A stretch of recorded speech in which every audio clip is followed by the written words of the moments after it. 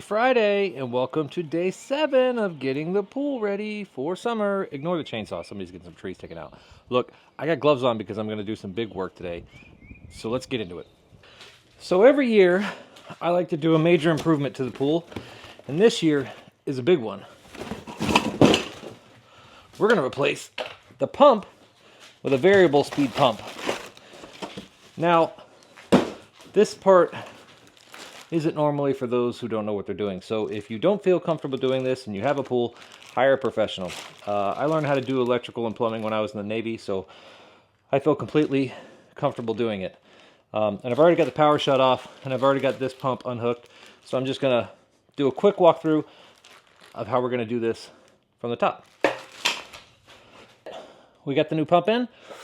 I know I made that look easy, but I did a lot of research before I got this pump and before I started this.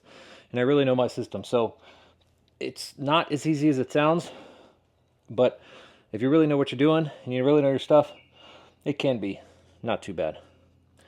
So let's go turn the power on and see what happens. All right.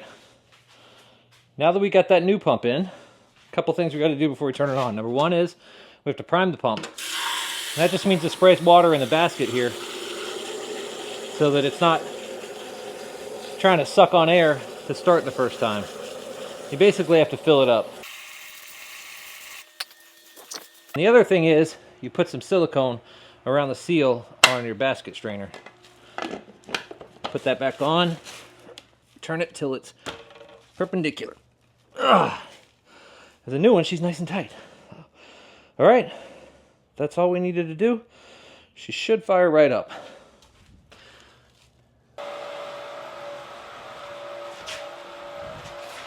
One of the main things you got to look at is this sight glass right here. If you have bubbles in there, that usually indicates that you have a leak. And for the first time starting up, to have 0 leaks and 0 bubbles, that's cool.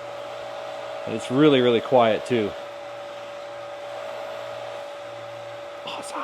So I don't know if you guys remember what the pool looked like when we started, but it was gross. And now, after 7 days, yeah, it's a little cloudy still. That's okay. I actually have a lot of time for the pool warms up and have to swim in it. But that pump right there, that's going to make it a whole lot cheaper to run this pool. And a whole lot cleaner as well. Anyway, back to work.